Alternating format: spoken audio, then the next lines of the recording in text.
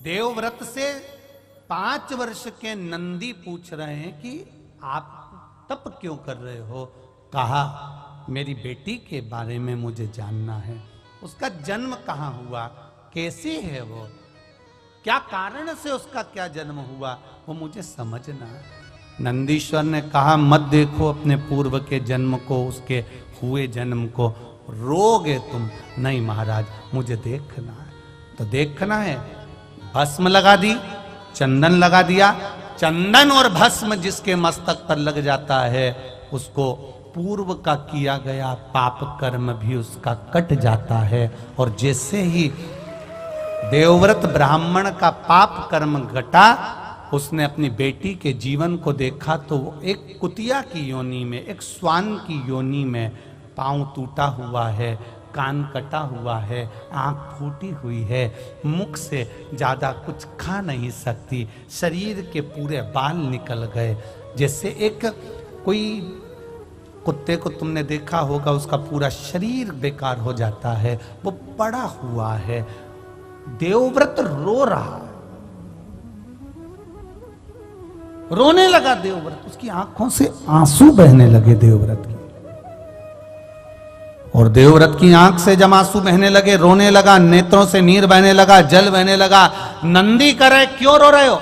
देवव्रत कहता है मेरी बेटी की यह दशा मुझसे नहीं देखी जाती, कुछ कृपा करो। भगवान नंदीश्वर ने कहा कृपा करने वाला तो केवल एक है, वो देव अधिदेव महादेव है। बड़ा सरल, बड़ा सहज, बड़ा सरल है। एक लोटा जल चढ़ा दो और वो सारी समस्या का हल कर देता है। ऐसा देव अधिदेव महादेव। एक पत्र आया है बड़ा सुंदर।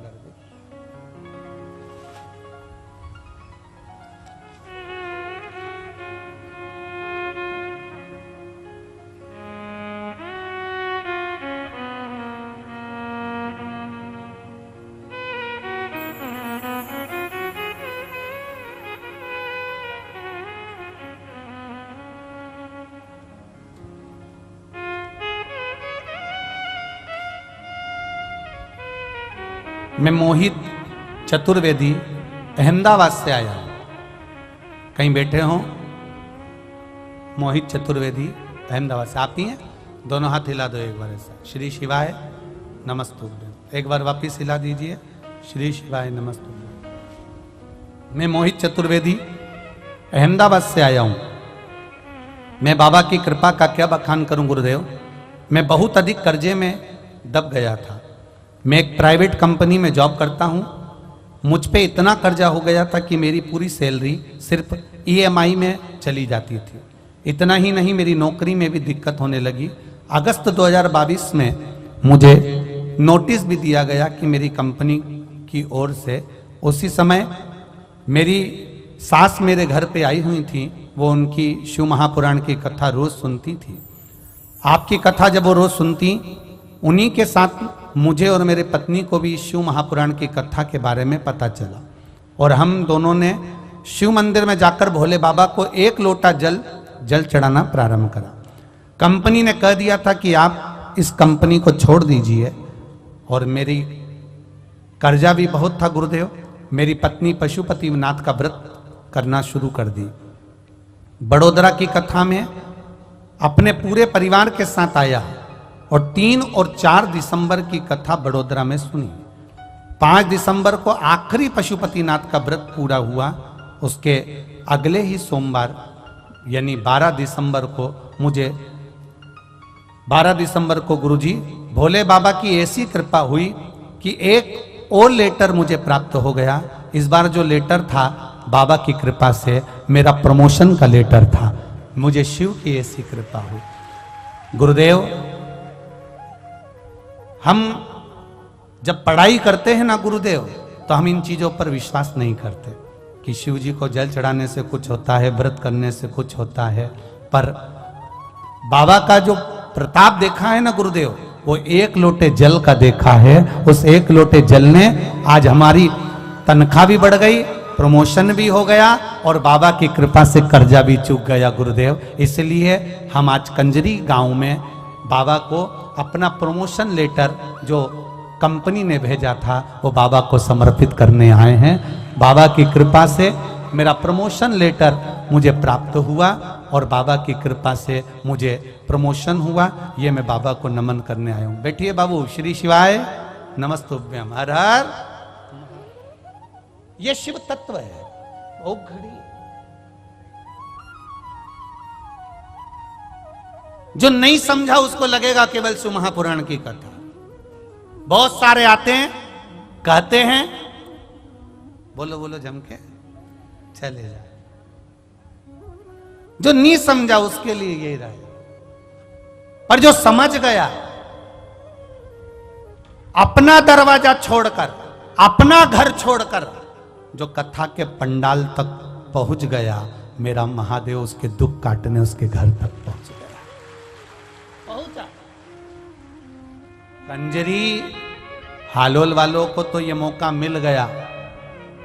हम बुरहानपुर वालों से भी कहेंगे 3 फरवरी से 9 फरवरी तक आपके यहाँ कथा है। बाबा देव अधिदेव महादेव कुबेर भंडारी आपके यहाँ आ रहा है। दिल से बाबा से प्रार्थना करना और अपने पूरे इष्ट मित्रों के साथ में दोपहर 2 बजे से 5 बजे तक नवी कृषि मंडी में बरहानपुर में सुंदर कथा का लाभ लेकर बाबा से प्रार्थना करना कि आपका जीवन बाबा के चरणों में सार्थक। और जो रह गए कंजरी के लोग हालोल के, उनसे भी निवेदन है, बाद में विचार करने में आएगा। गंगा नजदीक में आई और मैं डुबकी नहीं लगा सका, मेरी जिंदगी का मैं आनंद नहीं ले सका। आएगा।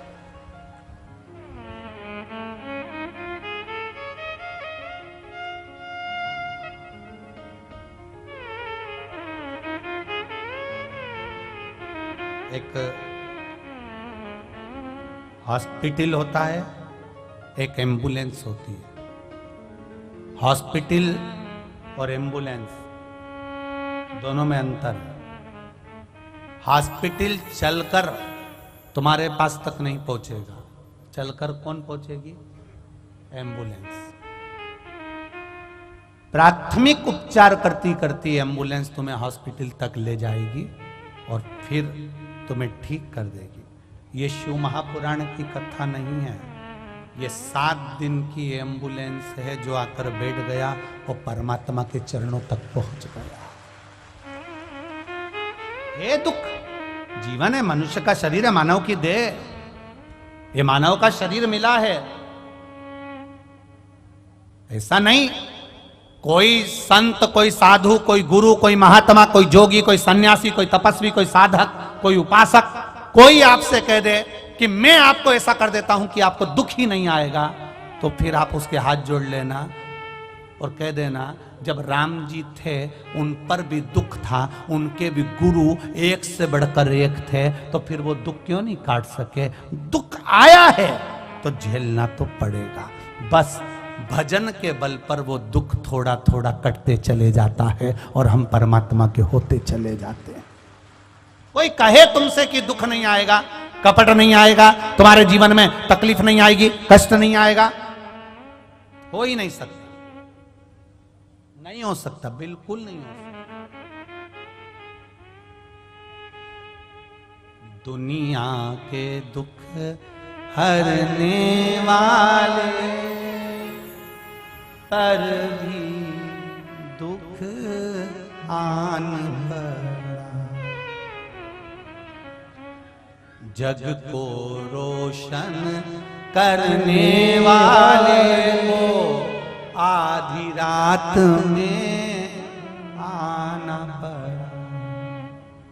दुनिया के बंधन काटता वो, उसको भी जेल में आना पड़ा। जो दुनिया के बंधन काटता है वो कारागार में जन्म ले रहा है, साधारणता नहीं है। ये पूर्व के कर्म का भोग। एक चिड़िया को सीता जी ने कैद में रखा, मां जानकी को कैद में रहना पड़ा। राम जी ने छुपकर मारा था बाली को, उस बाली ने छुपकर मारा, भगवान कृष्ण के चरणों में मारा। जरा नाम का व्याघ्र बनकर। कर्म का भोग है, भोगना। जो पूर्व में किया आज भोगेंगे, आज करेंगे, फिर भोगेंगे। उसको कौन टाल सका?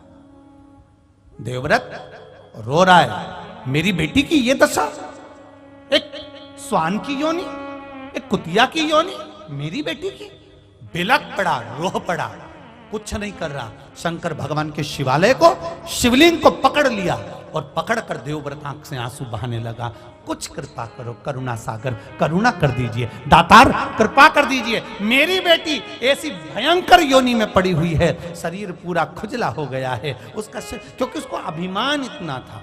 पिता देवव्रत अपनी बेटी को समझाता था, गलत दृष्टि मत करना, गलत जगह पर मत जाना। परसों की कथा में कहा था, नियत, नीति और नजर, ये तीन गलत जगह पर चली जाती है तो जिंदगी बर्बाद हो जाती है। नियत अगर गलत हो गई तो बर्बाद हो गए, नीति अगर गलत हो गई तो बर्बाद हो गए, और नजर अगर गलत हो गई तो बर्बाद हो गए।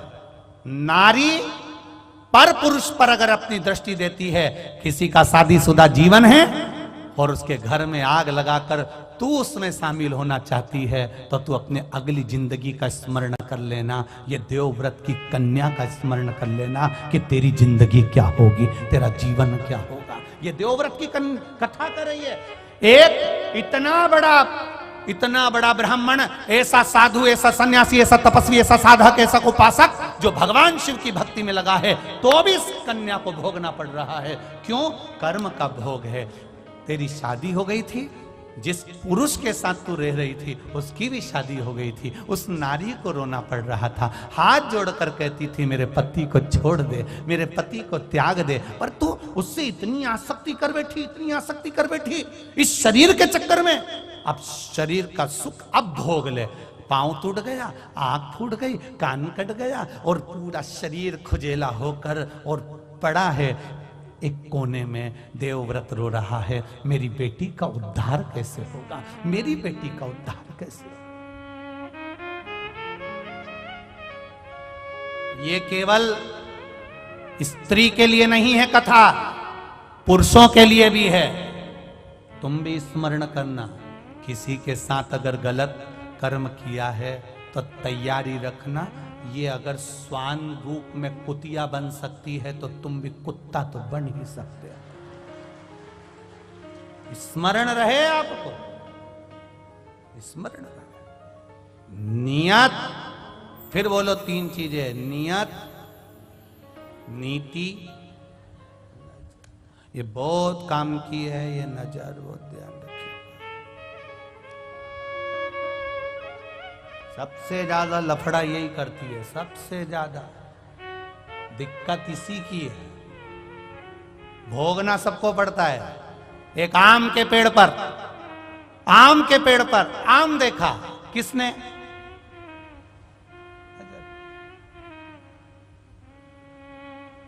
ललचाई कौन? आम तक कौन लेकर गया? चढ़ा कौन? तोड़ा किसने? हाथ। खाया किसने? स्वाद किसने लिया? गया कहां? और माली ने पकड़ लिया और जो दोचना चालू करा। पिटा कौन? रोया कौन? जैसा कर्म करोगे वैसा भोगोगे। देखा भी तू नहीं था, अब रोए भी तू। कर्म तेरा है,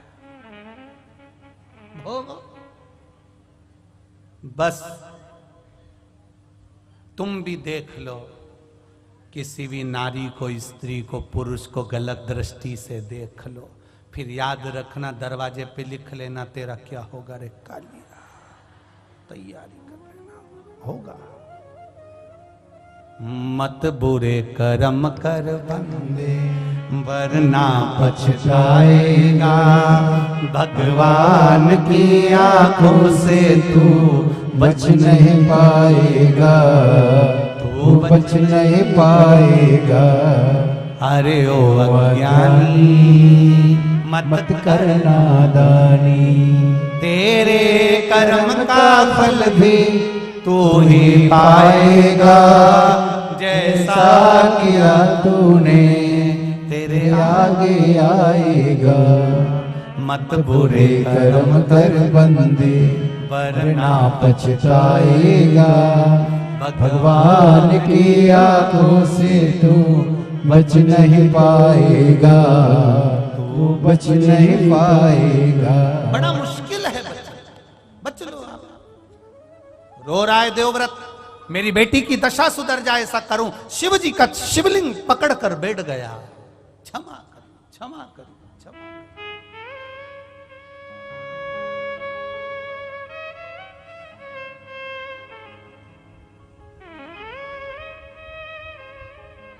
कहा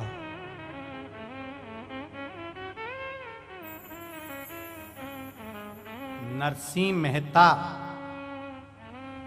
यही गुजरात के जूनागढ़ के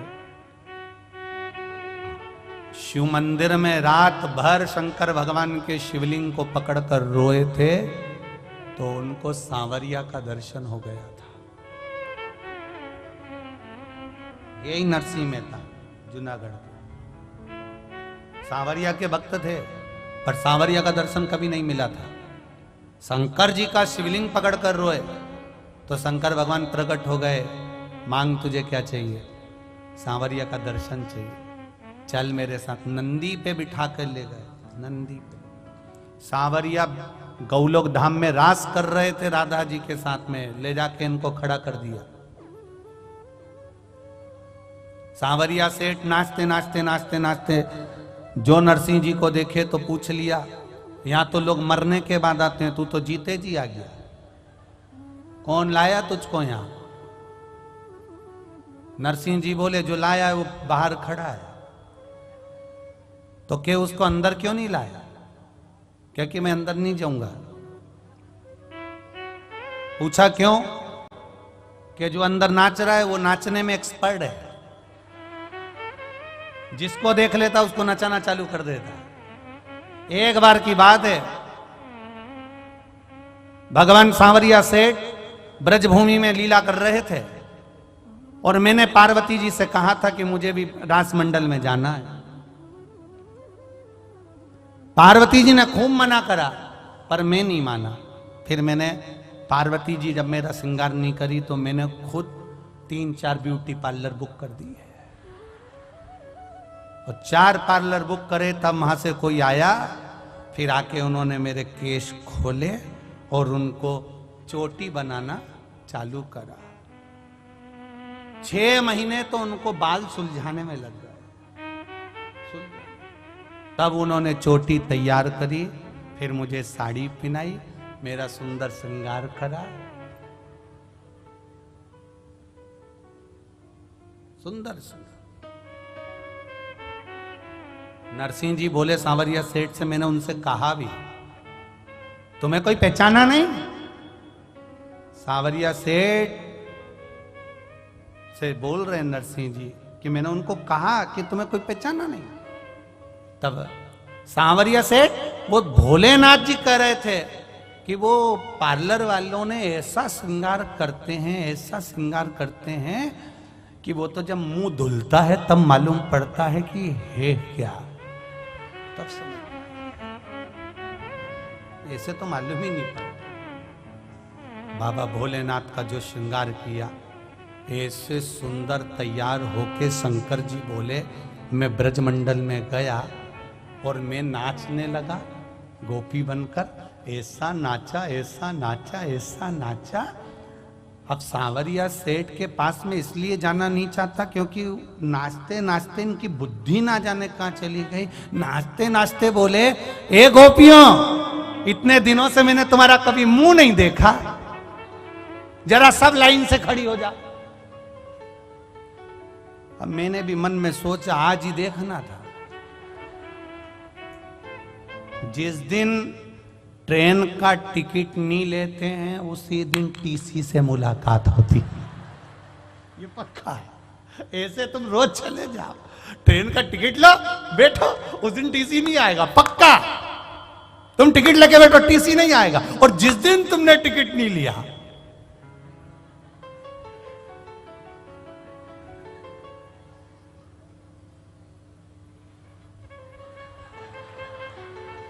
आ रहा, उस भय लगा हुआ है, आ रहा। इतने में कहीं का मूंगफली बेचने आ गया। सर क्या हुआ? कुछ नहीं, 10 रुपए की दे दो। इनको लगा टीसी है, इनको टीसी लग रहा, भय लगा। लाइन से खड़े हो गए। शंकर भगवान बोले नरसिंह मेहता से, हम भी लाइन से खड़े हो गए। इतना इतना घूंघट डला था। पार्वती ने कहा था मुंह मत दिखाना किसी को। हमने भी पल्लू पकड़ के रखा था। 3 जगह से पार्लर वाली ने पिन टच कर दी थी, जूड़ा से लेके पूरी की पूरी, और इतना पूरा घूंघट करके हम खड़े। अब इतने में हमने सोचा कि ये उधर से देखते देखते देखते देखते आएगा, हम इधर से खसक जाएंगे पीछे से। कई लोग पीछे इसलिए भी बैठते, कथा में अपना मन नहीं लगे तो अपन धीरे से खसक लो, आगे बैठ जाएंगे तो महाराज के चक्कर में देंगे। तो हम सबसे आखिरी में लगे। इतने में सांवरिया सेठ बोले उधर से मुंह देखूंगा। हम भी बड़े फंसे। हमने सोचा तुम इधर आओ, हम उधर चले जाए।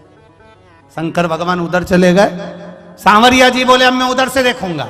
इतने में हमने सोचा हमारे ही पीछे पड़ा नहा धो के, तो हम भी 6 गोपी इधर 6 गोपी इधर, बीच में हम खड़े हो गए। अब उधर से मुंह देखते देखते देखते देखते देखते इधर तक आया। सांवरिया जी पास वाली गोपी का मुंह देख रहा था और हमें चिढ़ा रहा था, और जो पास वाली का मुंह देखकर हमारे सामने आया, हमारा पल्लू उठाने लगा, हम नीचे खींचने लगे। वो उठा है, हम नीचे खींचे, वो उठा है, हम और नीचे खींचे। खींचते खींचते, अब साड़ी तो साड़ी है, सरकारी रोड थोड़ी ना खसक गई। अब खींचते गए खींचते गए खींचते गए। भोलेनाथ जी बोले हमने सोचा था कि सांवरिया द्रौपदी का चीर बढ़ाया था, हमारा भी बढ़ा रहा हो। खींचते खींचते जो पिन टच थी वो निकल गई और खसक गई है सर से साड़ी, और मुस्काए में आ गए हैं। साड़ी नीचे हो गई। और इतने में सांवरिया सेठ बोले प्रभु अकेले आए हो, माता को कहां छोड़िया है? तो हमने भी वापिस पल्लू लेके बोला हम ही तो माता है, हम ही माता है। अब जैसे ही बोले इतने में भगवान सांवरिया सेठ ने कहा गोपियों तुम सब अपने घर जाओ, आज शरद पूर्णिमा का दिन है, मैंने पहली बार ऐसी सुंदर गोपी देखी है, इसी के साथ नाचूंगा, तुम जाओ। दादा इतना नचाया तांडव कर लूंगा पर कभी गोलोक धाम नहीं जाऊंगा। इतना नचाया, नाच नाच के थक गए। आखिरी में हमने सांवरिया जी से कहा हमारे घर कैसे जाएंगे? सांवरिया सेठ ने मनसुका सिरदामा मधुसूदन दाऊ सबको बुला लिया और उनके पिताजी की खटिया बुलवा ली, पलंग निवाड़ की, और उस पे हमको सुला दिया और 4 लोग लेके हमको वापिस छोड़ दिया है। फिर हमने पार्वती से कहा पार्वती बड़े दुख में हैं हम। पार्वती जी बोली मैंने पहले ही मना करता, मेरे से तो बोलना ही मत कि पांव दबा। जब मैं मना करी थी तुम गए काहे? शिव महापुराण की कथा आप और हम श्रवण करने के लिए बैठे हैं। बसंत पंचमी का आज पावन अवसर, सभी देश विदेश में विराजमान सभी सनातन भाई बहनों को आज बसंत महोत्सव की बहुत बहुत बधाई हो। गणतंत्र दिवस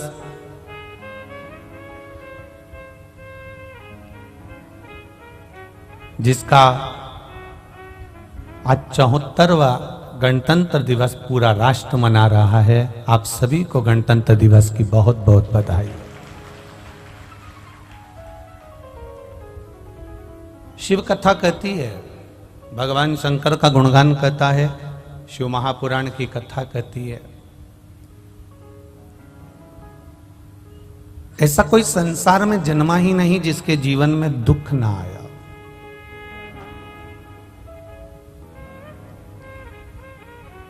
अगर हम आप मृत्युलोक में अगर जन्म लिया है, पृथ्वी पर यदि हम आए हैं, तो हमारे को दुख का सामना करना ही पड़ेगा।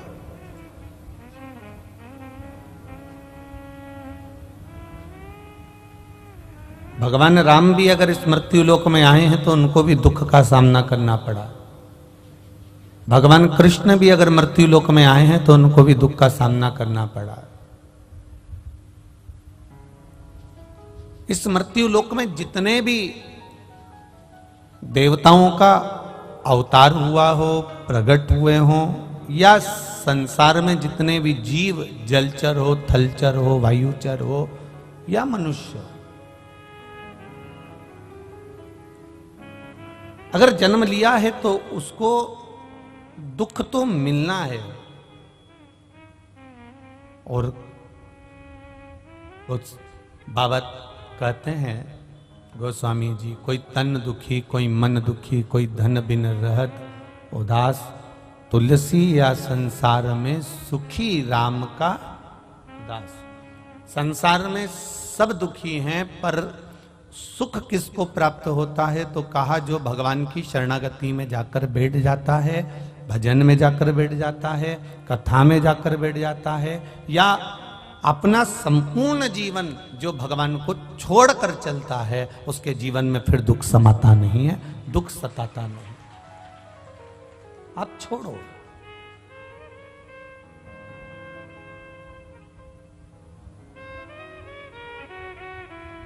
हम दुख को अपना मान रहे हैं, इसलिए दुख हमें अपना लग रहा। जिस समय हम दुख को भी परमात्मा का मान लेंगे कि ये भी प्रसाद है, ये उसने दिया है, तो कुछ सोच कर दिया होगा, कुछ समझ कर दिया होगा।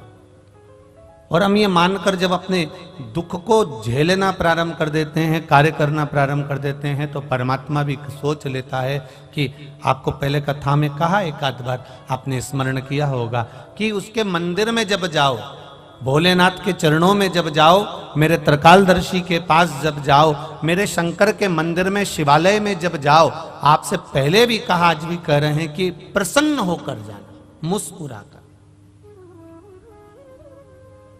दुख कितना भी बड़ा हो, तकलीफ कितनी भी हो, कष्ट कितना भी हो,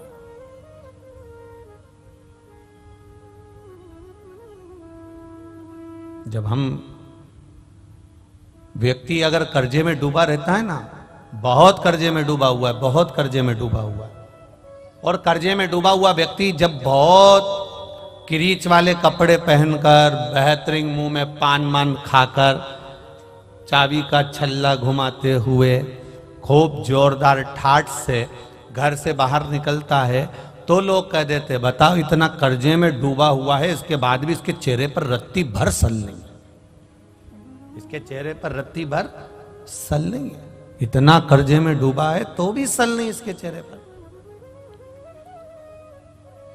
दुख आए, और वो दुख आने पर भी अगर आप मंदिर में जाकर भगवान से दुख काटने को नहीं कह रहे हो, आप शिवालय में जाकर भगवान शंकर से ये नहीं कह रहे हो कि मेरा दुख काट देना, आप तो शिवालय में जाकर केवल एक लोटा जल देवादिदेव महादेव को समर्पित कर रहे हो, तो भगवान देवादिदेव महादेव से जगत जननी जगदम्बा खुद कह देती हैं, माता पार्वती, कि इसको इतना दुख है, इतना कष्ट है, इतनी तकलीफ है, इसके बाद भी इसके चेहरे पर मुस्कुराहट है। तो शंकर भगवान भी कह देते हैं, अगर ये मेरे मंदिर में मुस्कुराते हुए आया है, तो अब इसका दुख मैं काटूंगा, ये मुस्कुराता ही रहे, ये मुस्कुराएगा।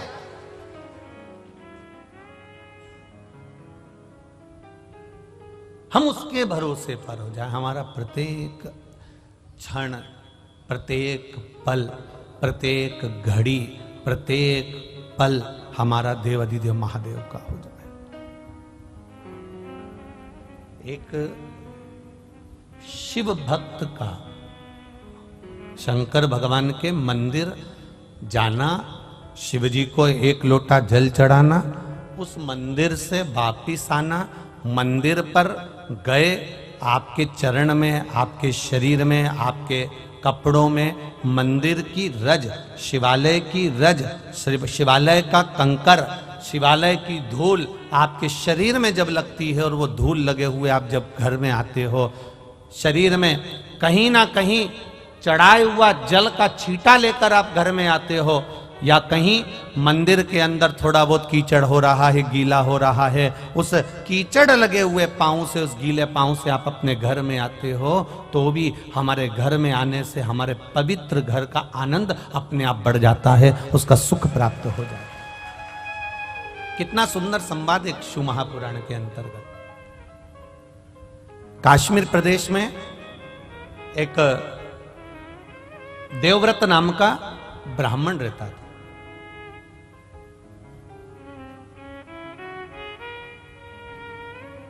बड़ा धर्मात्मा था, पुण्यात्मा,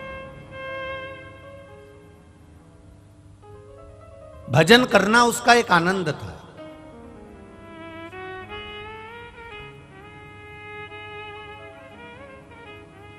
भक्ति में लगा रहता, भजन में लगा रहता, राम नाम, कृष्ण नाम, शिव नाम का गुणगान करता रहता। अब एक बात आप लोगों को पहले कही कि यह जरूरी नहीं है कि पिता धर्मात्मा है तो पुत्र भी धर्मात्मा होगा।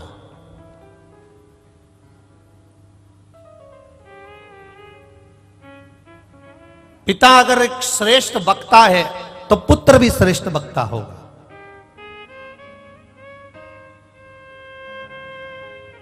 मां अगर धर्मात्मा है तो बेटी भी धर्मात्मा होगी। ये पक्का नहीं है।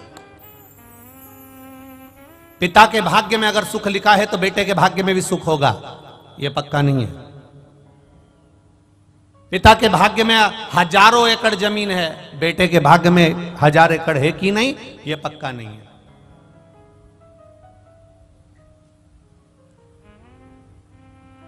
हां, यदि संस्कार अगर बच्चे को मिल रहे हैं, श्रेष्ठ संस्कारों से बच्चा अगर पोषित हो रहा है, श्रेष्ठ संस्कारों से बच्चा अगर बढ़ रहा है, बच्चा संस्कारित हो रहा है, तो यह निश्चित है कि फिर पलटकर देखने की जरूरत नहीं है।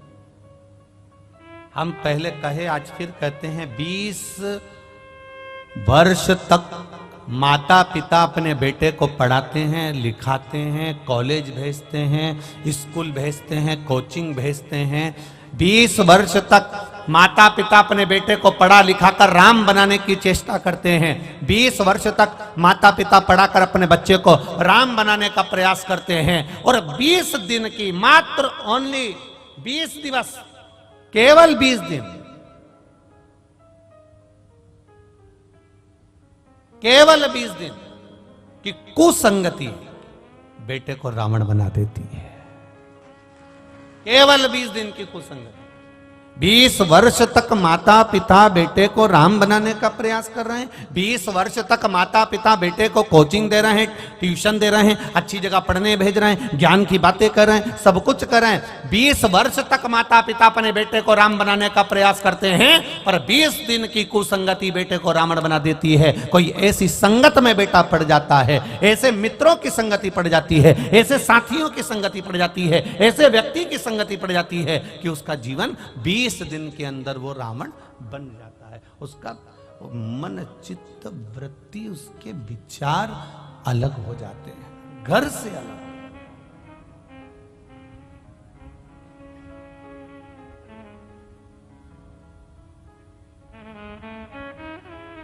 आप अपने बच्चों की आदत डाल दो, शिव जी के मंदिर में जाना है, 1 लोटा जल चढ़ाना। डालो बच्चों की आदत।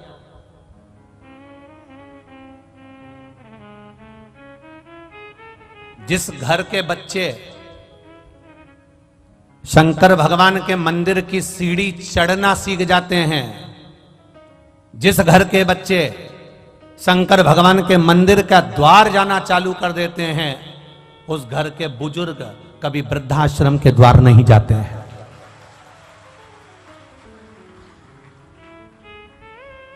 आपके बच्चे अगर मंदिर जा रहे हैं, आपके बच्चे अगर शिवालय जा रहे हैं, आपके बच्चे भगवान के मंदिर में जाकर 1 लोटा जल चढ़ा रहे हैं, प्रयास करना।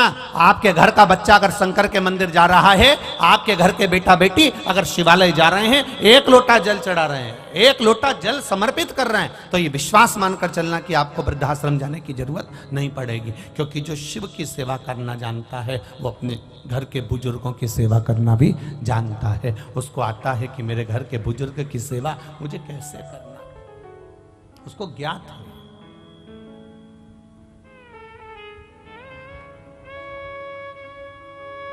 शंभु शरणे पड़ी मांगू घड़ी रे घड़ी, दुख काटो दया करी न दर्शन आपो। महाराज, जब हमारे घर के बच्चे शिवालय तक जाने लगे, मंदिर तक जाने लगे, शिव की चौखट तक जाने लगे, भगवान के द्वार तक जाने लगे, समझ लेना कि अब आपके बच्चे संस्कारिता का आनंद पा गए। जाएं वो।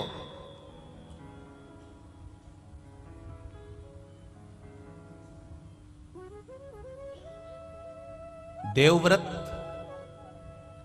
कश्मीर प्रदेश में रहने वाला एक ब्राह्मण है देवव्रत, जो भगवान का भजन करता है, स्मरण करता है, अपनी बेटी को रोज ज्ञान देता है, प्रतिदिन अपनी बेटी को समझाता है।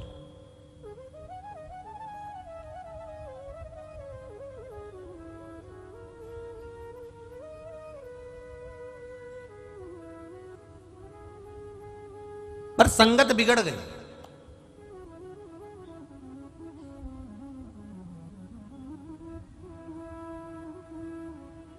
अपनी बेटी से रोज कहता है कि शिवालय जाकर एक लोटा जल चढ़ा दिया कर। अपनी बेटी से कहता अगर शिवालय नहीं जा सकती तो 2 मिनट भगवान का भजन कर लिया कर। अगर भगवान का भजन नहीं कर सकती तो मंत्र जाप कर लिया कर। मंत्र जाप नहीं कर सकती तो किसी गुरु की शरणागति ग्रहण कर कर उनके द्वार की सेवा कर लिया कर। पर बेटी ना तो जल चढ़ाने जाती है, ना मंत्र जाप करती है, ना नाम जाप करती है, पर बेटी अपने पिता देवव्रत से संवाद जरूर करती है। जल चढ़ाने से क्या होगा? आपके घर के भी बच्चे कर देते कभी कभी। पानी चढ़ाने से क्या होगा?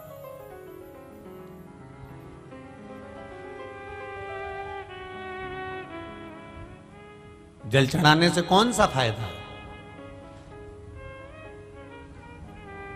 एक बात बहुत ध्यान लगाना, बारिश का पानी, आकाश से जल, बरसात का जल जब जमीन पर गिरता है तो वो नाली में जाएगा, खड्डे में जाएगा, खड्डे में से नाली में जाएगा, नाली से गटर में जाएगा, गटर से नाले में जाएगा, नाले से नदी में जाएगा, नदी से तालाब सरोवर होता हुआ आखिरी में समुद्र के पास पहुंच जाता है।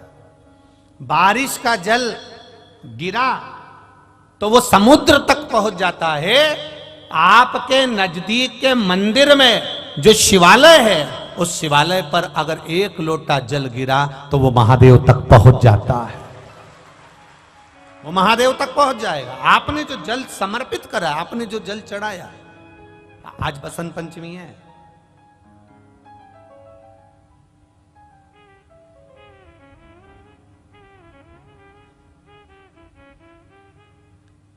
भगवान देवाधिदेव महादेव का आज बसंती पुष्प से, सरसों का जो फूल होता है,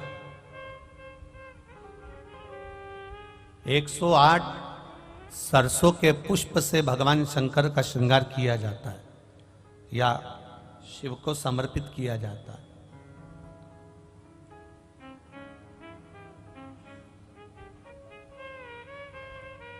अगर डॉक्टर बोल भी देता है कि ऐसा लग रहा है कि कोई बड़ी बीमारी आने वाली है, शरीर में कोई ऐसा रोग आने वाला है कि ये बहुत बड़ा रहेगा, हम उनको हमेशा कहते आए हैं कि प्रयास करना कि बसंत पंचमी के दिन सरसों के फूल 108 शंकर भगवान को चढ़ जाएं, उसके बाद जांच करवाना प्रारंभ करो। बड़ी बीमारी नहीं आएगी, बाबा उसको टाल ही देगा। उसका नाम महामृत्युंजय है, उसका नाम ही महामृत्युंजय। और हमने पहले भी बैतूल की कथा में कहा था कि सरसों का जो पुष्प होता है, कोई आप कार्य करने के लिए जा रहे हो, कोई ठेकेदारी करने के लिए जा रहे हो, उसमें भी सरसों का पुष्प देवाधिदेव महादेव के लिए बहुत प्रबल होता है, बहुत प्रबल।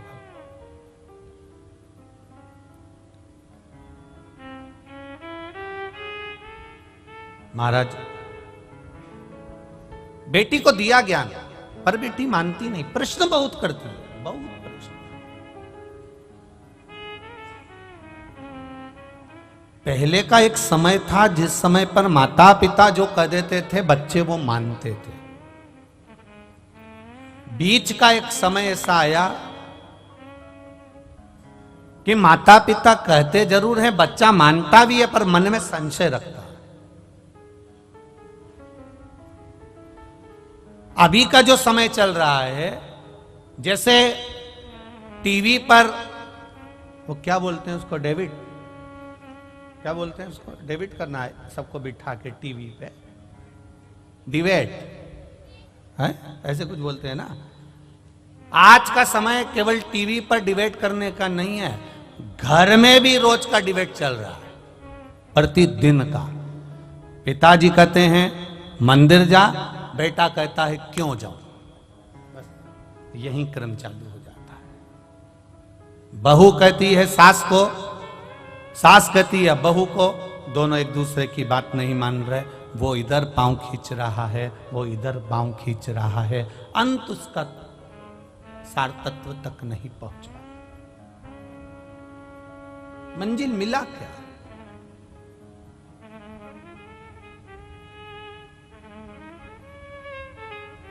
जितने भी चैनल खोलो और उस पर डिबेट होता हुआ दिखे तो आप प्रयास करना कि इसमें कहीं मंजिल मिल जाए तो जरूर बताना।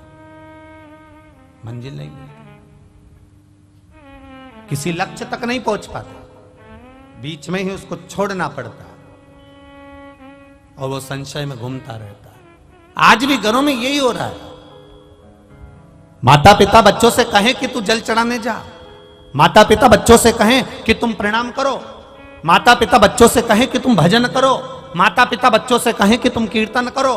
पर ये व्यासपीठ, ये शिव महापुराण की कथा हमेशा कहते आई है कि कल परसों की कथा में भी कहा था, एक माँ ने अपने बच्चे का हाथ पकड़कर संत से कहा, गुरुजी मेरे बच्चे से कह दो कि ये शक्कर ना खाए, मीठा ना खाए। गुरुजी ने 1 हफ्ते का समय मांगा और 1 हफ्ते बाद गुरुजी ने कहा कि बेटा तुम शक्कर मत खाना। तो माँ को क्रोध आ गया, ये बात तो तुम 1 हफ्ते पहले भी कह सकते थे। तो गुरुजी ने कहा कह तो सकता था, पर उस समय तक मैंने शक्कर छोड़ी नहीं थी, जब तक मैं छोड़ूंगा नहीं तब तक दूसरे से कहूंगा कैसे, इसलिए पहले मैंने छोड़ी है। आप सबसे निवेदन है, अपने बच्चे को ज्ञान देने से पहले स्वयं पहले मंदिर जाना प्रारंभ करो, शिव को जल चढ़ाना प्रारंभ करो, श्री शिवाय नमस्तुभ्यम कहना प्रारंभ करो, एक बेलपत्र बाबा को समर्पित करना प्रारंभ करो। फिर धीरे धीरे बच्चे अपने आप ढलते चले जाएंगे, उनको बोलने की जरूरत नहीं पड़ेगी, स्वयं ढले।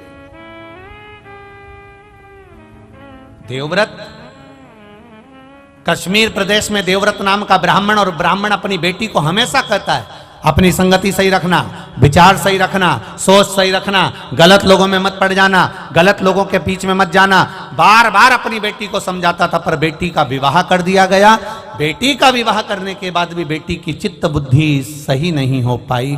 वो विवाह होने के बाद भी पर पुरुषों पर उसकी दृष्टि पड़ी रही, पर पुरुष पर उसकी दृष्टि पड़ी।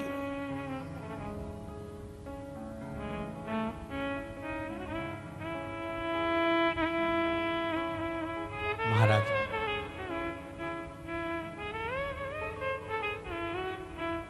स्कंद पुराण का यह संवाद है। स्कंद पुराण का संवाद, दृष्टि गलत पड़ी रही।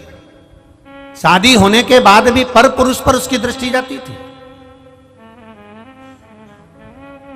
जो नारी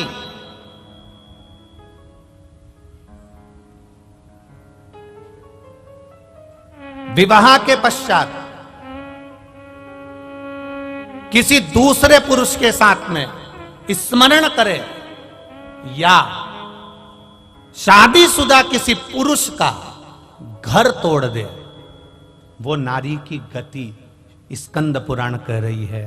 ये स्त्री, ये नारी, ये कन्या जिसका विवाह कर दिया गया और सोच नहीं सुधर पाई, वो नारी प्राण त्यागने के बाद में एक कुतिया का जन्म पाई। अब कुतिया तो बन गई, पर कुतिया का जन्म कैसा मिला?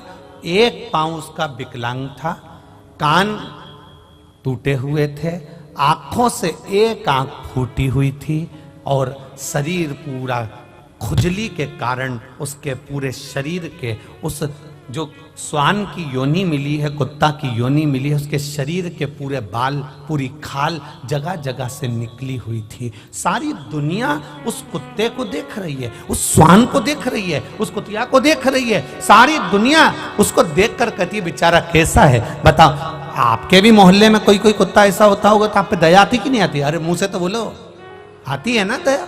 कैसा भयंकर है, बेचारे को कितना कष्ट है, बेचारे को कितना दुख है। बताओ, उसको ये रोग हो गया, उसका एक पांव टूट गया, उसके बताओ दिख भी नहीं रहा, उसको तो बेकार में पड़ा हुआ है बेचारा। अब वो कुतिया की योनि पा गई और कुतिया की योनि पाने के बाद शरीर में उसके रोग हो गया। एक दिन देवव्रत के मन में ये बात उत्पन्न हो गई कि मेरी बेटी का हुआ क्या, मेरी बेटी जो मर चुकी है वो गई कहां। एक दिन देवव्रत भगवान देवाधिदेव महादेव के मंदिर में बैठ गया, अखंड जाप करने के लिए बैठ गया, उठता ही नहीं है, उठता ही नहीं।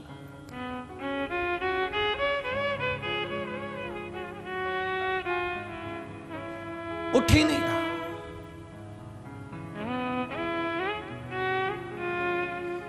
किसी किसी के पूर्व का पुण्य होता है तो मनुष्य के जन्म में भी उससे भजन होता है।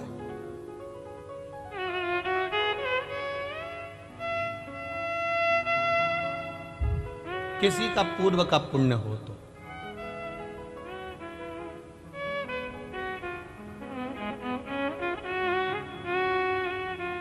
जिस समय पर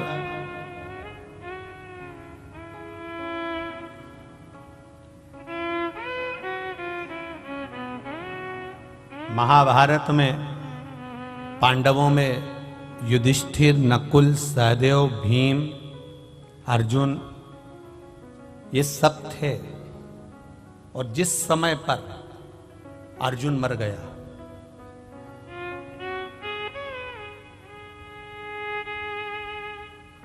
अर्जुन मर गया, जिसने महाभारत सुनी होगी उसके स्मरण में होगा। अर्जुन मरा, अर्जुन के प्राण छूटे किस समय?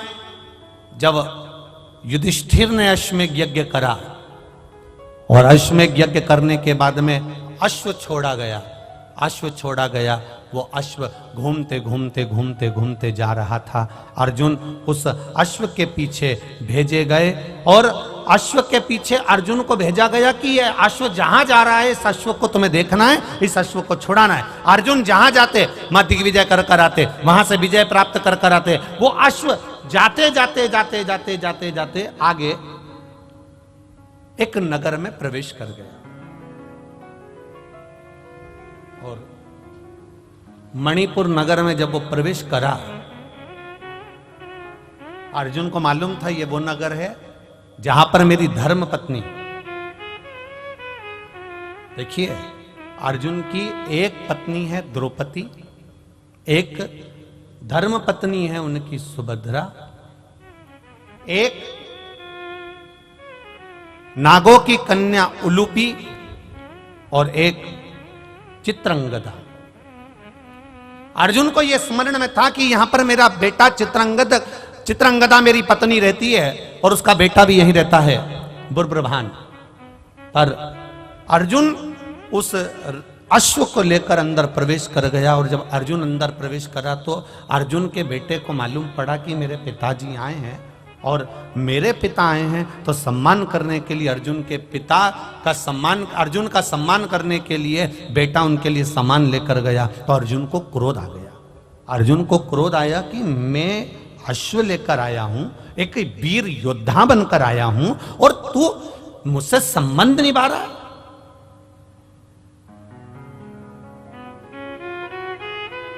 तुझे तो अश्व पकड़ना था और युद्ध लड़ना था, पर तू मेरा सम्मान करने के लिए आया है। अर्जुन ने अपने बेटे बुब्रभान को अपशब्द कहना प्रारंभ करा। इसी समय पर नागों की कन्या उलूपी बैठी हुई थी और उलूपी ने देखा कि बुब्रभान को अर्जुन चिल्ला रहे हैं। तब उलूपी ने कहा, बुब्रभान मैं तुम्हारी मां हूं बड़ी, एक काम करो तुम अपने पिता से युद्ध लड़ो। बुब्रभान ने कहा, मां अगर मैं पिता से युद्ध लड़ा और मेरे पिता को कोई घात हो गई तो?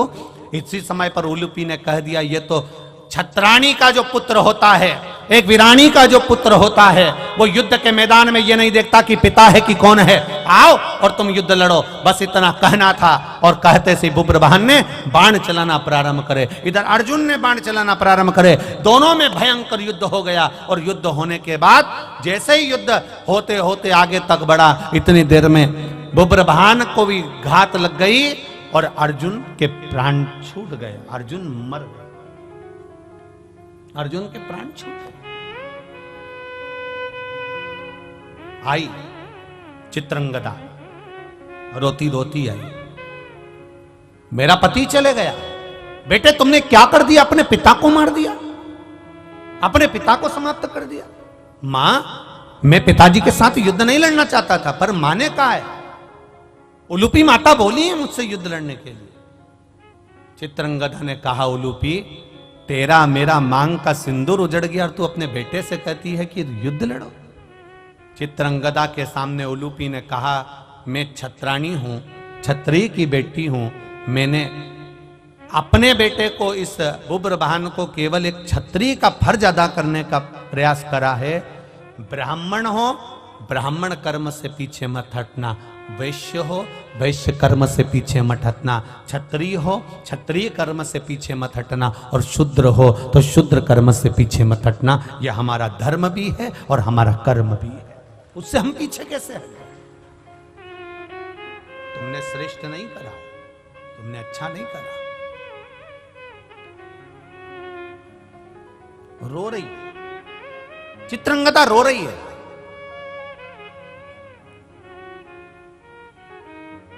आंखों में जल भरा है। ये अर्जुन मर गए, अब जीवित कैसे होगा? उलूपी ने कहा, मैं नागों की कन्या हूं,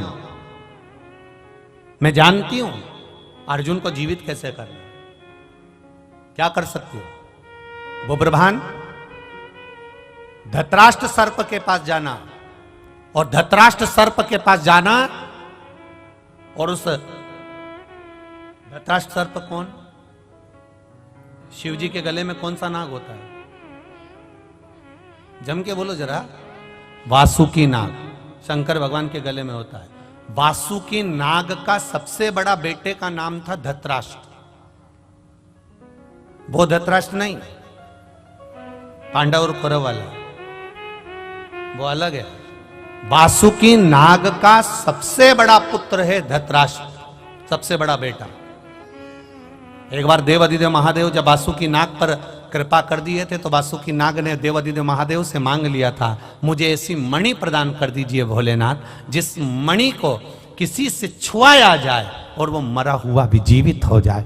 देवाधिदेव महादेव ने कहा, वो मणि तो केवल एक महामृत्युंजय मणि है, मैं तुझे दे देता हूं। और शंकर भगवान ने वो महामृत्युंजय मणि धतराष्ट्र को दे दी थी। उलूपी ने कहा, धतराष्ट्र के पास जाओ, वासुकी नाग के बेटे के पास में जाओ और वो मणि लेकर आओ। वो मणि अगर होगी तो वो मणि से वो जीवित हो सकता है, इसके सिवा जीवित नहीं होगा।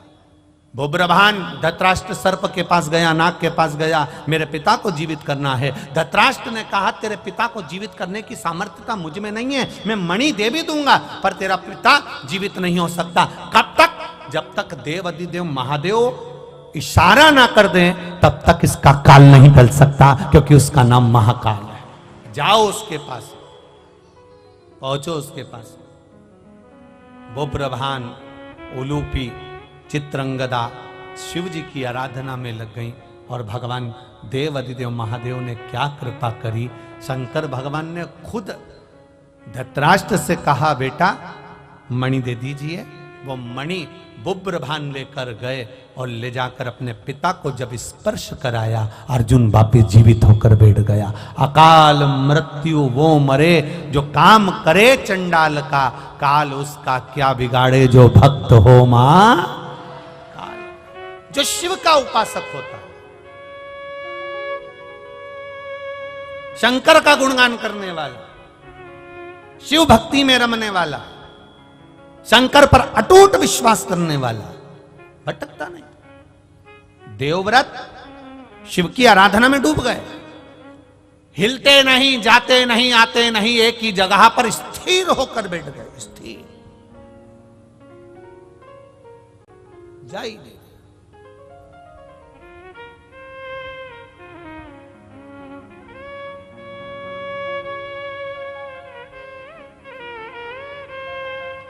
जब कोई नारी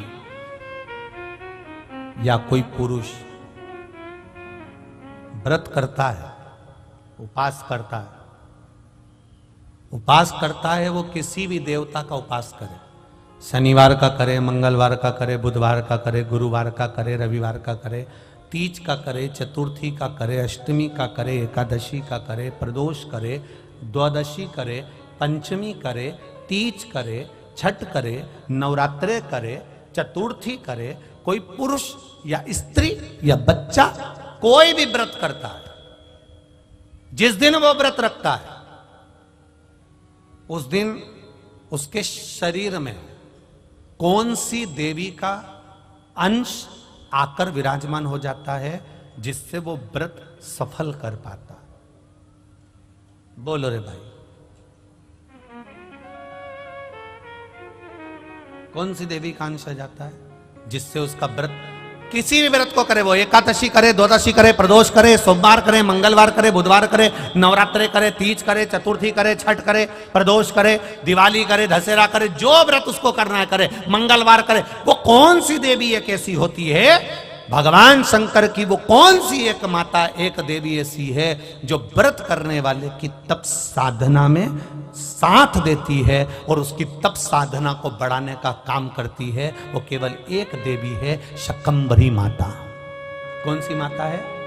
माता शाकंभरी, केवल एक है जो व्रत साधना तप आराधना करने वाले के साथ हमेशा साथ देने के लिए उसके हृदय में विराजमान होती है, उसके चित्त वृत्ति में बैठी रहती है। भजन का बल पड़ा शाकंभरी तप साधन। कितना सुंदर कहा है, जो व्रत करता है ना, हम तो यहां तक कहते हैं कि अगर कोई कथा सुनने बैठा हुआ है, कथा सुन रहा है, आपको जाना है, आपका शरीर का जरा सा अंश भी चलते समय दूसरे के शरीर को नहीं लगना चाहिए। शिव महापुराण में वर्णन आया है पितरों की 3 कन्याओं का, मेना, धन्या, कला, इन तीनों का वर्णन आया है। पितृलोक में ये तीनों आराम से रह रही थी और सनकादि ऋषि बैठकर तप कर रहे थे, कथा की चर्चा कर रहे थे, सत्संग कर रहे थे। पहले मेना निकल कर गई, फिर धन्या निकल कर गई, फिर कला निकल कर गई, एक के पीछे एक तीनों निकल कर गई। तीनों निकल कर गई, इनका शरीर का लहंगा संत सनकादि ऋषि के जंघा पर पड़ गया। क्रोध आ गया, ऐ मेना, धन्या, कला, मैं तुम्हें श्राप देता हूं कि तुम तीनों मृत्यु लोक में एक साधारण सी स्त्री बनोगी।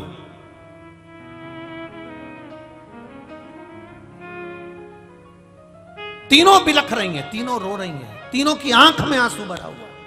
क्षमा कर दीजिए नाथ, क्षमा कर दीजिए।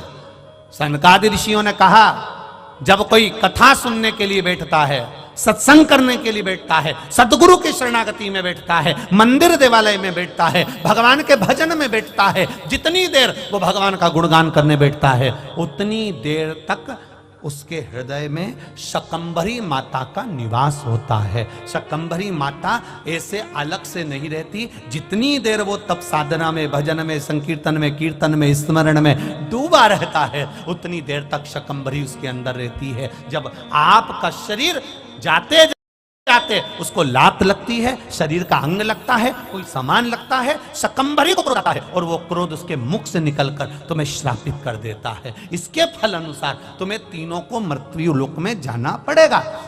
चरणों में पड़ गई, हमारा उद्धार कैसे होगा? तब सनकादि ऋषियों ने कहा, तुम्हारा उद्धार मैना, तुम्हारे घर में पार्वती का जन्म होगा। धन्या, तुम सुनैना बनोगी, तुम्हारी गोद में माता सीता खेलेगी। कला, तुम कीर्ति बनोगी, तुम्हारी गोद में राधा खेलेगी। ये तीन देवियां जब तुम्हारी गोद में खेलेगी, जगत का कल्याण कर देगी। वो जगत का कल्याण करेगी तो तुम्हारा कल्याण अपने आप हो जाएगा, अपने आप।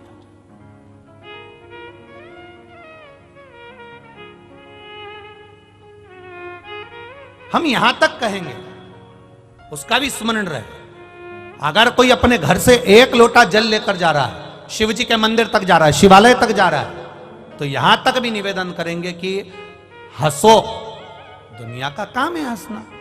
अभी आदरणीय महाराज जी कह रहे थे कि जब कोई सनातन धर्म के लिए आगे बढ़ता है, कोई अच्छे काम के लिए आगे बढ़ता है, तो दुनिया ताने भी देती है, अपशब्द भी कहती है, टांग भी खींचती है। लोग अपशब्द पर अपशब्द कहते हैं। जब आप एक लोटा जल लेकर देवालय शिवालय की ओर जाएंगे, तो आप जिस रास्ते से निकल कर जाएंगे, दुनिया के लोग आप पर भी हंसेंगे। लो, एक और आ गई सियोर वाला महाराज की चेली। लोग हंसेंगे, ये चल दी सावित्री बनकर, अनसुईया बनकर। दुनिया के लोग कहेंगे, अपशब्द कहेंगे, आड़ा टेढ़ा कहेंगे, बोलेंगे, पर आग लगे बस्ती में अपन रहो मस्ती। कहे तो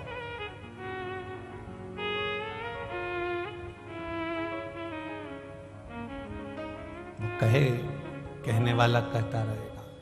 जिस समय पूजन का कोई साहित्य, पूजन का कोई सामान, पूजन की कोई सामग्री हमारे हाथ में रहती है और हम पूजन करने जाते हैं और पूजन कर कर वापस आते हैं, उस व्यक्ति को देखकर अगर कोई दूसरा हंसता भी है तो समझ लो वो अपनी जिंदगी को बर्बाद करने के सीढ़ी पर पांव रख दिया है।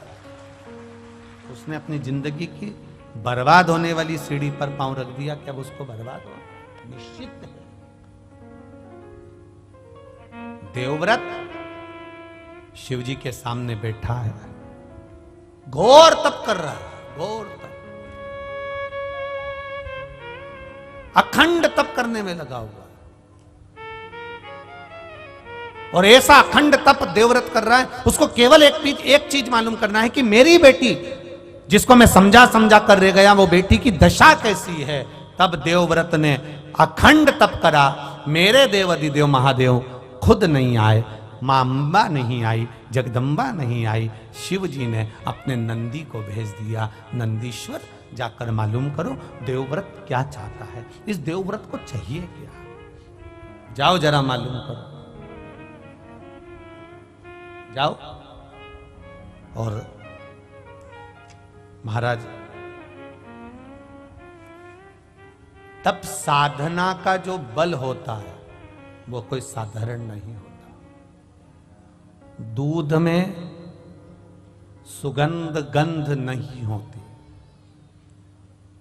दूध में सुगंध गंध कब आएगी? जब दूध को आप तपाओगे, फिर उसको जमाओगे, जमाकर फिर उसका घी निकालोगे, और घी निकालोगे तब उसमें गंध आना, सुगंध आना प्रारंभ हो जाएगी। दूध में सुगंध नहीं है, पर दूध को तुमने पहले फाड़ा, तपाया, फाड़ा, फिर उसको अग्नि पर तपाया, तपाने के बाद में जब वो धीरे धीरे धीरे धीरे धीरे धीरे घी बना, तब उसमें सुगंध आना प्रारंभ हो गई। उसी तरह मनुष्य में उतना आनंद सुख कैसे प्राप्त हो सकता है, शंकर की भक्ति कैसे प्राप्त हो सकती है? तो कहा, दुनिया के लोग अपशब्द कहकर तुम्हें तपाएंगे, अपशब्द कहेंगे, ताने देंगे, गाली देंगे, आड़ा टेढ़ा कहेंगे, फिर भी तुम भगवान शिव के शिवालय में जाती रहना। जब तपते रहोगे तपते रहोगे तपते रहोगे तो एक दिन सुगंधित घी बन जाओगे और आपका जीवन सार्थक हो जाएगा। तपाएंगे लोग, कहेंगे, दुनिया के लोग कहेंगे जो कहना।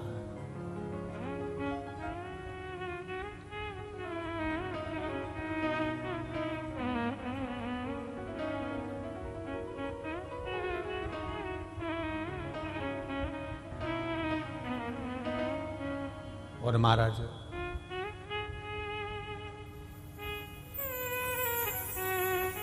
जब हम भगवान की शरणागति में जाकर बैठ जाएंगे, तप ले, तप लो खूब दिल से।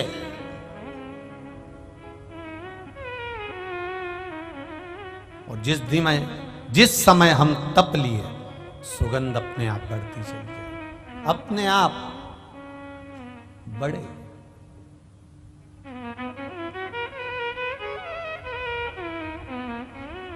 शिव कथा कह रहे हैं, देवव्रत ने जैसे ही तप साधना करी, नंदी आए, सुंदर एक बालक का रूप रखकर आए। और बालक का रूप रखकर आकर नंदी ने देवव्रत को जगाया। स्कंद पुराण का ये संवाद प्रत्येक शिव भक्त के लिए बहुत मायने रखता है। ये संवाद पहले की कथाओं में नहीं निकल पाया, पर कंजरी गांव में संतों के सानिध्य में सीताराम महाराज और ये पावन गुप्त नवरात्रि के अवसर पर यह संवाद निकला है, जो संपूर्ण विश्व के कल्याण के संवाद। बड़ा ध्यान रखना। नंदी 5 वर्ष के बालक का रूप रखकर आए और नंदी देख रहे हैं कि देवव्रत समाधि में लीन है, तप में लीन है, भगवान की भक्ति में लीन है।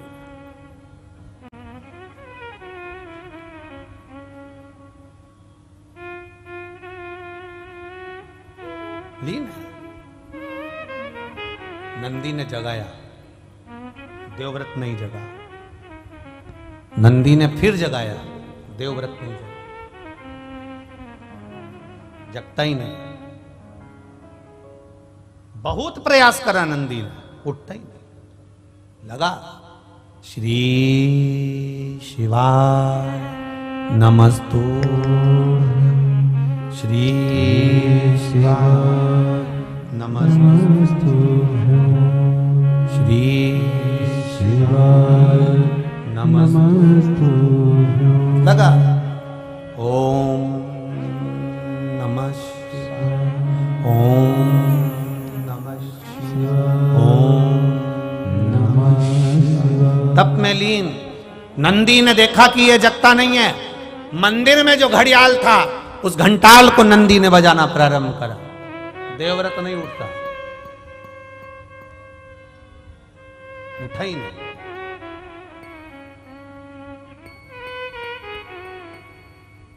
फिर बजाया।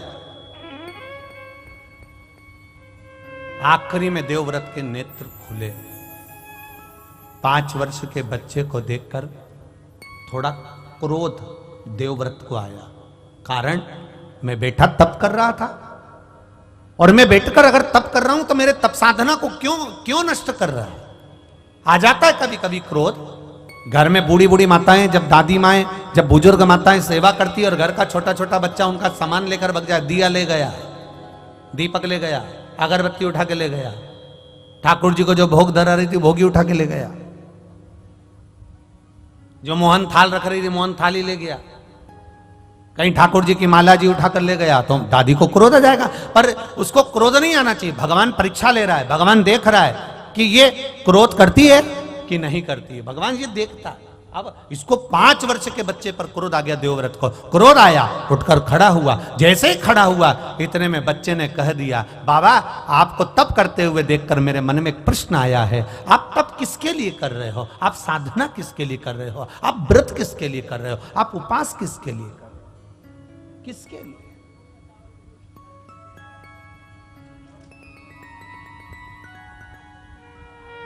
देवव्रत ने कहा, बस मेरी एक इच्छा है। क्या इच्छा है आपकी? बस एक इच्छा, मेरी बेटी जो प्राण छोड़कर चली गई है उसको मुझे देखना है। वो है कहां, उसकी दशा क्या है। नंदी को हंसी आ गई। 5 वर्ष का नंदी ठहाका लगाकर हंस दिया। हंसा तो देवव्रत को और क्रोध आ गया। ए बालक, मेरे शब्द को सुनकर तू हंस रहा है। नंदी ने हंसते हुए कहा, बाबा, जो कर्म कर कर मरा है उसको अगर देखोगे तो आप भी रो पड़ोगे, इसलिए जो हो गया उसको आप मत देखिए, मत देखो। जो पूर्व में कर कर आए हो उसे अब देख कर करोगे क्या। कई लोग कहते हैं हमने किसी का बुरा नहीं करा गुरुजी, हमने कभी किसी का बुरा नहीं करा गुरुजी, फिर भी लोग हमारा बुरा क्यों करते हैं। हम कहते हैं जी जी, इस जन्म में तुमने किसी का बुरा नहीं करा, पर अगला जन्म किसने देखा कि तुमने किसका बुरा करा होगा। जिसका करा होगा वो आज तुमको त्राड़ दे रहा है, आज तुमको कष्ट दे रहा है।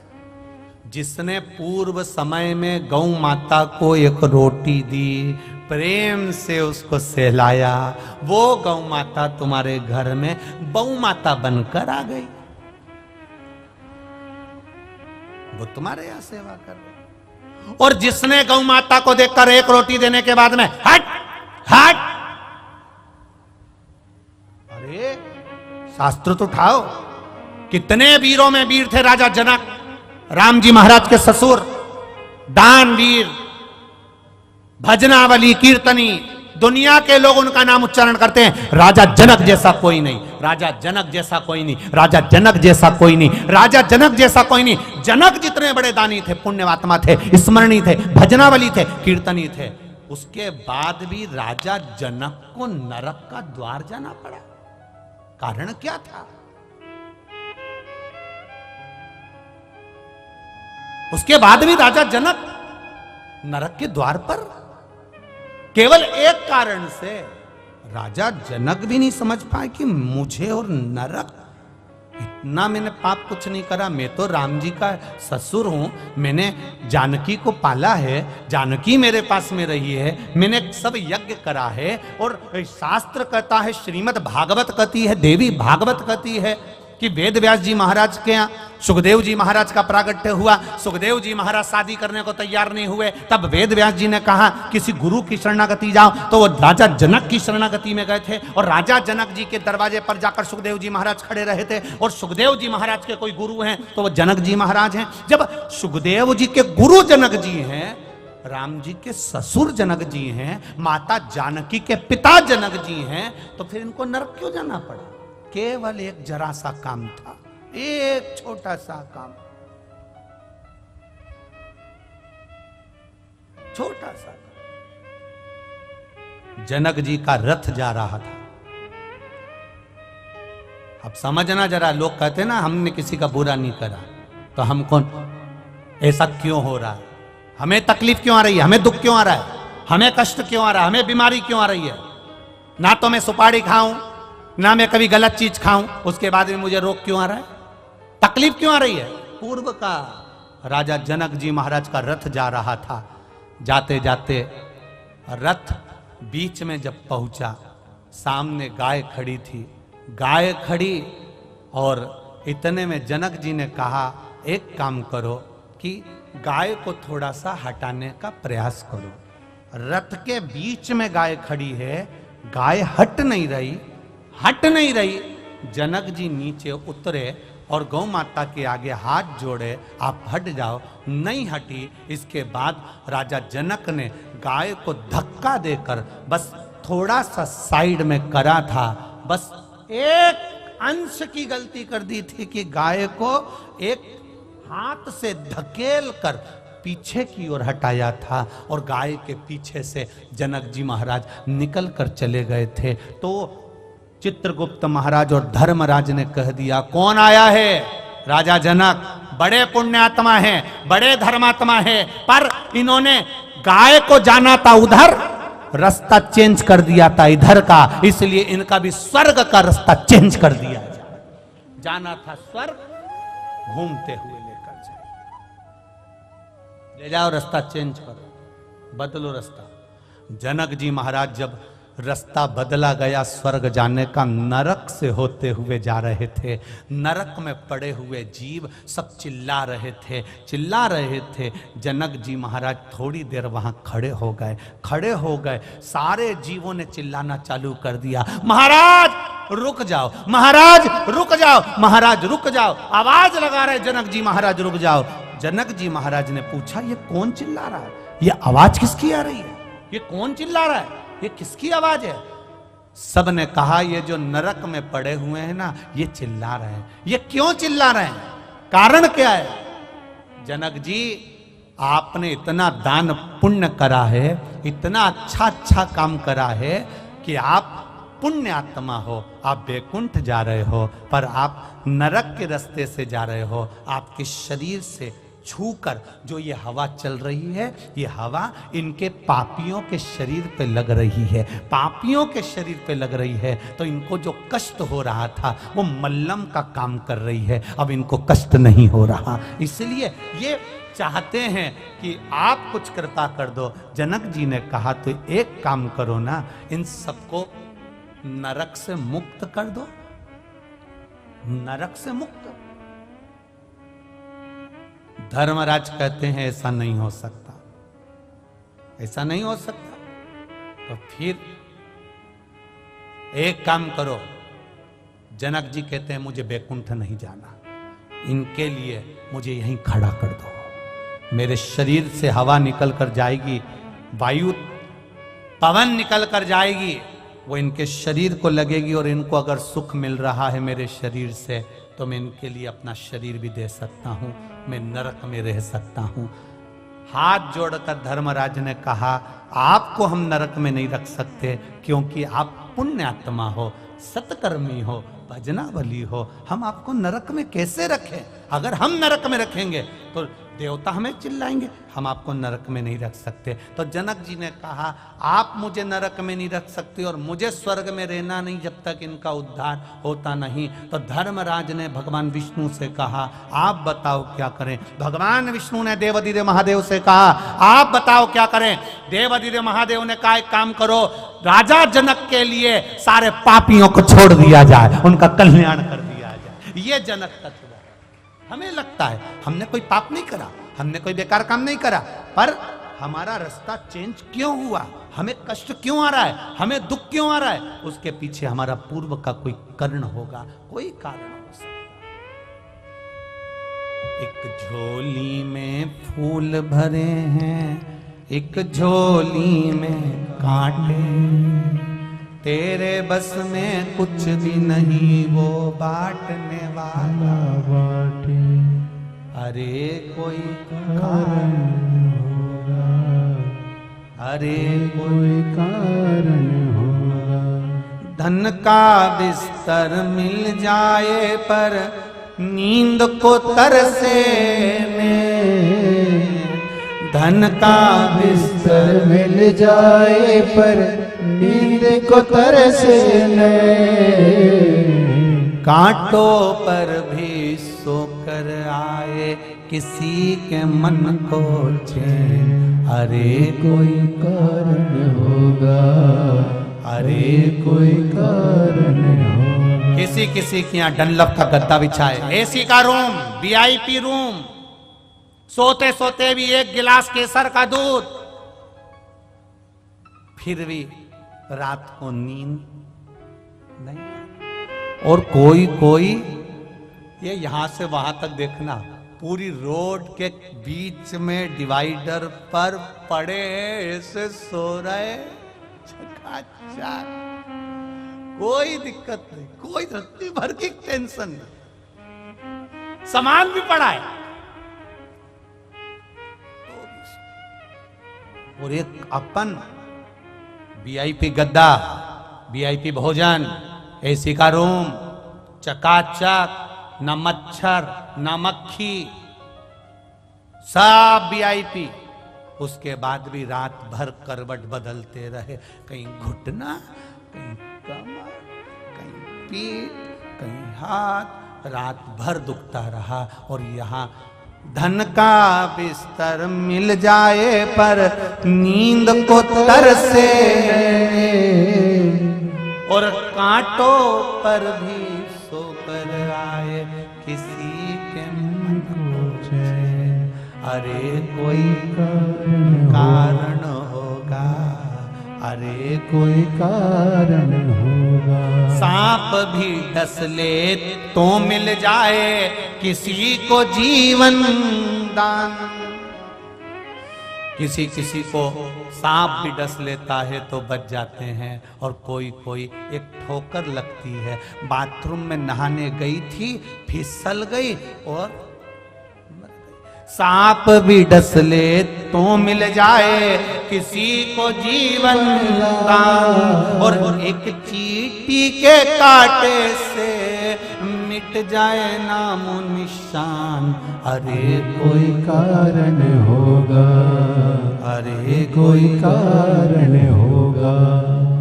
एक झोली में फूल भरे हैं, एक झोली में कांटे, तेरे बस में कुछ भी नहीं वो बांटने वाला बाटे। अरे कोई कारण होगा, अरे कोई कारण होगा। बिना कारण के कुछ नहीं मिल सकता, कारण जरूर है।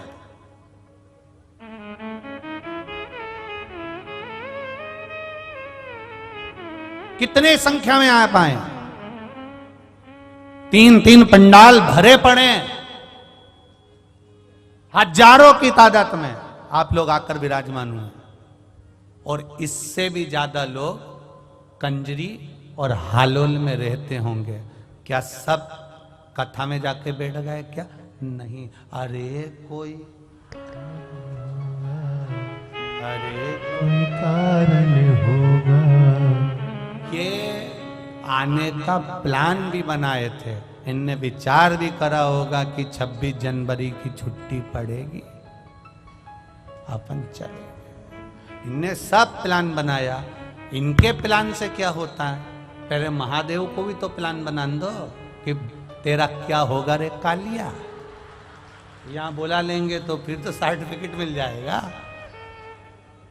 अगर यहां बुला लिया, यहां तक पहुंच गया, तो इसको एक प्रमाण पत्र मिल जाएगा। ये प्रमाण पत्र लेकर ऊपर पहुंच गया तो देख लो, शिव महापुराण की कथा में गया था कंजरी,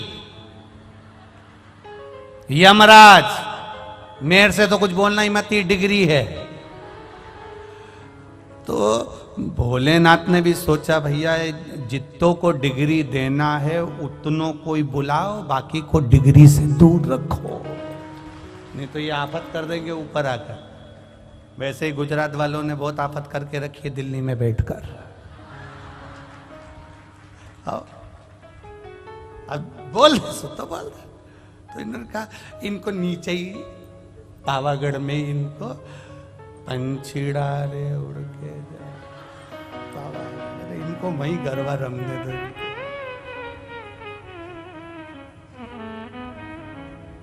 नहीं तो ये मोखला बैठा बैठा नहीं, बस राम कृष्ण कहे।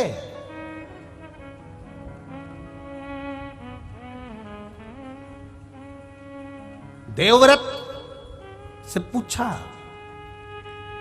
बोलो पूर्व का क्या देखना है तुमको? मेरी बेटी का जीवन देखना है मुझे, मेरी बेटी, मेरी ही बेटी। मत देख, देवव्रत रोएगा, तड़फेगा बेटी की दशा देखकर। नहीं, मुझे अपनी बेटी देखना। भगवान शंकर का शिवलिंग पर लगा हुआ चंदन नंदीश्वर ने उठाया, देवव्रत के मस्तक पर लगाया। देवव्रत से कहा नेत्र बंद कर ले, शिव का स्मरण कर ले, तेरी बेटी तुझे नजर आ जाएगी। जो चंदन लगाया, भस्म धारण कराई, देवव्रत ने देखना चालू करा, देखना चालू करा।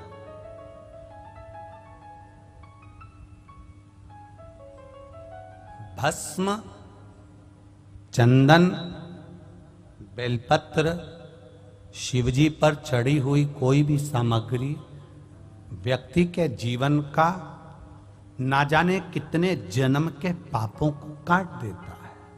ना जाने कितने जन्म के पाप। काशी में एक व्यक्ति टेबल लगाया हुआ था, वो टेबल लगाकर उस पर भस्म बेच रहा था। भस्म बेच रहा, भस्म कपे की। एक अंग्रेज आ गया। अंग्रेज ने आकर पूछा, क्या है ये? उसने अपनी भाषा में कहा, उसने कहा यह भस्म है लगाने की। अच्छा। उसने पैकेट उठाया, देखा, देखते से ही बोला, इसकी एक्सपायर डेट कब की है? अब वो टेबल पर जो बैठा था भस्म बेच रहा था, वो अंग्रेज को ऊपर से नीचे तक देख रहा कि भस्म की एक्सपायर डेट पूछ रहा। टेबल पर भस्म बेचने वाले ने कहा कि इसकी एक्सपायर डेट तो नहीं मालूम, पर यह पक्का है कि तू सिर पे लगाता रहेगा तो तेरी एक्सपायर डेट आगे खसकती रहेगी। ये पक्का। इसकी नहीं मालूम कि इसकी एक्सपायर डेट कब की है, ये कब समाप्त होगी, पर तेरे समाप्ति की जो तारीख है वो इस भस्म को लगाने से आगे बढ़ती चली जाए। ये निश्चित है, ये पक्का है।